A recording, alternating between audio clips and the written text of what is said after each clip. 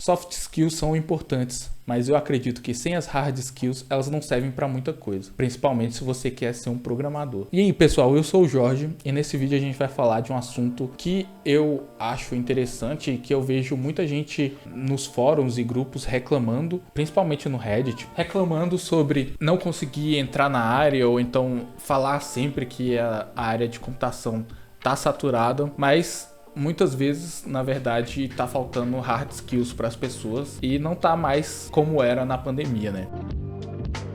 Na pandemia, a gente teve um boom de vagas em tecnologia, principalmente porque a maioria das empresas não era digitalizada e precisou se digitalizar de forma rápida para não perder dinheiro e conseguir manter faturamento durante a pandemia. Porém, nessa época também a gente teve uma distorção que eu considero no mercado de tecnologia, que era muito fácil você entrar em uma vaga de júnior ou conseguir uma vaga de programação sem saber programar muito bem, principalmente porque as empresas elas estavam contratando o máximo de pessoas possíveis para poder manter o crescimento ali, manter a digitalização da empresa, né? Então, muita gente se aproveitou nessa época, teve gente que tava com 2, 3 empregos aí. E quando esse boom passou, quando acabou a pandemia, o mercado começou a se estabilizar novamente e voltar como era mais ou menos antes da pandemia. O que eu tô falando e o que eu quero falar aqui nesse vídeo não é que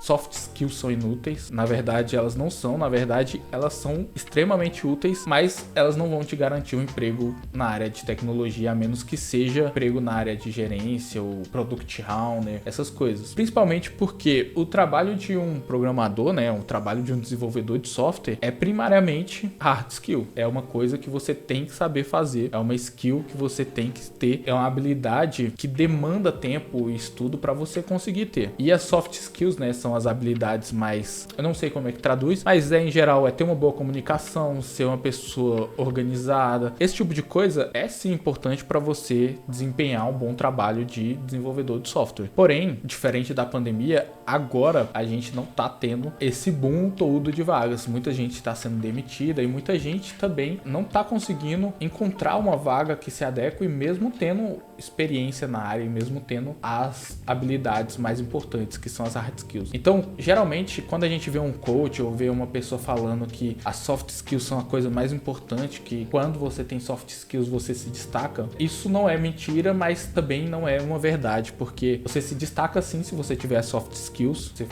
tiver uma boa comunicação, tiver uma boa organização, souber gerenciar bem o seu trabalho, você vai se destacar. Realmente faz uma diferença na hora que você consegue ter outras habilidades sociais, além das habilidades de programação. Mas as habilidades de programação ainda são extremamente necessárias. E o que eu acho é que a gente tem que cada vez mais focar em melhorar os dois tipos de habilidades, né? Tanto as habilidades sociais quanto as habilidades mais técnicas, né? Então, se você é um iniciante que quer entrar na área, a minha dica é essa: não foque apenas em se comunicar bem e tal, e também não focar apenas em saber programar. Você tem que saber os dois, né? Você tem que saber se comunicar e também tem que saber programar e usar as tecnologias, as ferramentas e tudo mais. Se você tá gostando desse vídeo, se inscreve no canal caso você não seja inscrito e deixa um joinha, que isso ajuda o YouTube a entregar esse vídeo para mais pessoas e me ajuda a crescer aqui no YouTube para eu continuar fazendo esses vídeos.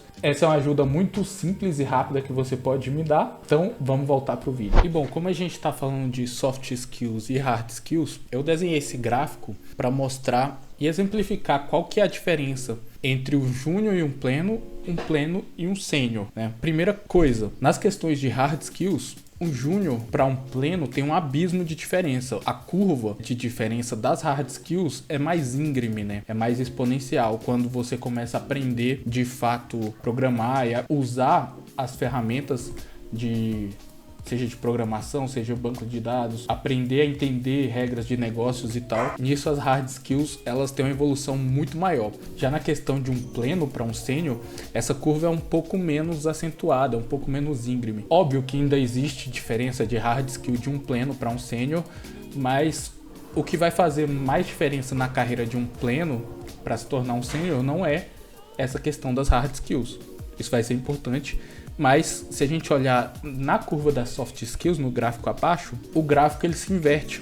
a diferença de um júnior para pleno nas soft skills não é tão diferente assim, mas a curva de um pleno para um sênior em questão de soft skills é absurda, é muito íngreme. Então, pensando nisso, eu fiz um gráfico aqui sobre as soft skills que eu vou trabalhar esse ano, né? Bom, por que eu vou trabalhar soft skills? Hoje eu trabalho como sênior em uma empresa, então eu tenho que estar em constante evolução nesse lado específico das soft skills, né? E para esse ano eu resolvi que eu vou trabalhar 3 soft skills diferentes.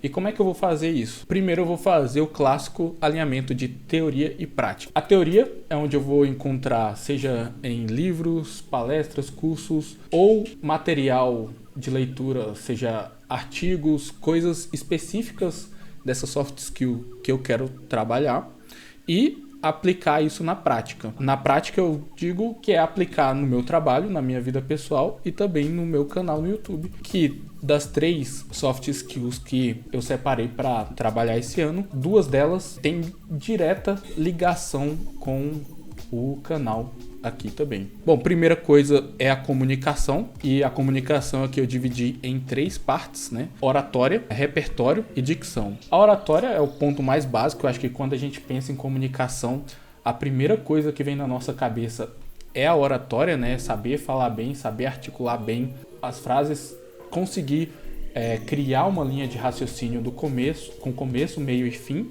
E isso é uma coisa que eu já venho exercitando há um tempo aqui no YouTube. Se você pegar meus vídeos antigos, você vai conseguir ver que minha oratória melhorou muito, mas ainda está longe de ser o que eu gostaria que fosse. Segunda coisa, repertório.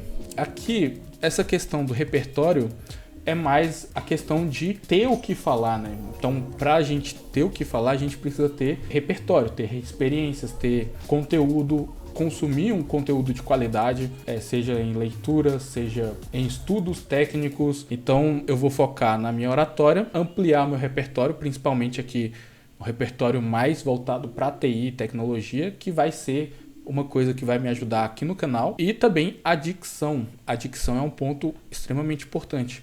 A minha dicção não é das piores, mas também existem coisas que eu gostaria de melhorar, principalmente em articular palavras de forma mais clara, diminuir vícios de linguagem que eu tenho. Às vezes eu gaguejo um pouco nos vídeos e eu tenho que ficar editando isso nas lives. Quem assiste às lives consegue perceber isso. Então, para melhorar essa soft skill, eu vou tentar aplicar tudo que eu estou estudando disso nessas 3 áreas da minha vida. Bom, e a comunicação, ela se estende, né? Além disso, né, também tem um ponto importante que é a escuta ativa, que eu não coloquei aqui, mas é uma das coisas que eu vou tentar trabalhar também. Mas isso vai ser mais impactado lá no meu trabalho, né? E na vida pessoal, não tanto aqui no canal do YouTube. E na questão da teoria da oratória, eu resolvi começar com uma coisa bem simples, que é até batido, que é o livro do TED. Eu gosto dos TED Talks.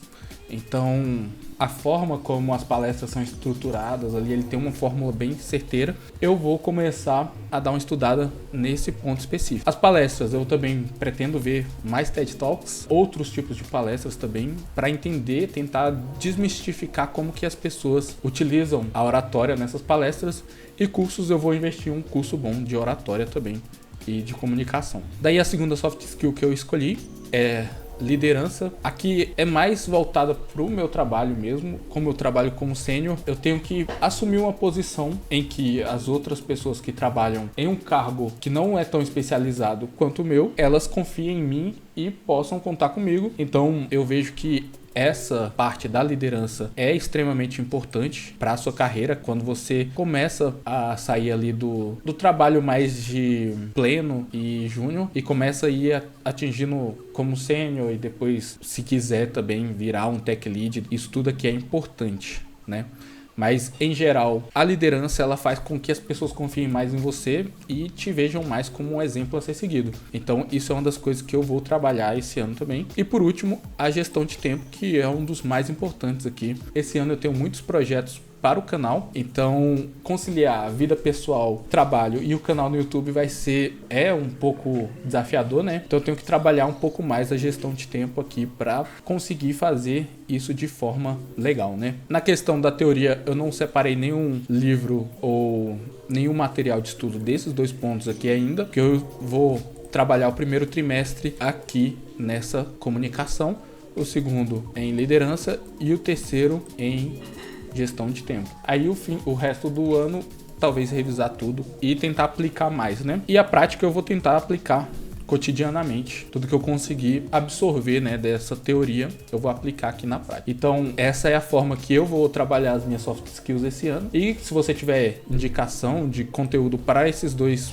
soft skills aqui especificamente, você me manda aí nos comentários que eu vou gostar de receber. E talvez eu possa depois fazer um vídeo falando como é que foi isso aqui no fim do ano, né? Por esse vídeo é isso. Considere fazer parte dos nossos membros. Lá nós temos todos os vídeos, os membros vêm antecedência, a gente tem um grupo exclusivo no WhatsApp e também tem vídeos exclusivos. E agora no ano de 2025 eu vou focar em fazer mais conteúdo exclusivo lá. Tô testando uns formatos novos, coisa só para os membros. Coisas que eu sei que não vão dar certo aqui no algoritmo do YouTube, né? Porque não tem um interesse tão grande, não é uma coisa tão clickbait, mas para os membros eu acho que compensa fazer um trabalho que seja mais difícil, mais complexo, um vídeo mais trabalhado, mas que eu sei que as pessoas que assinam o meu conteúdo aí vão gostar de assistir e vão curtir também. Então, obrigado por assistir até aqui e até o próximo vídeo.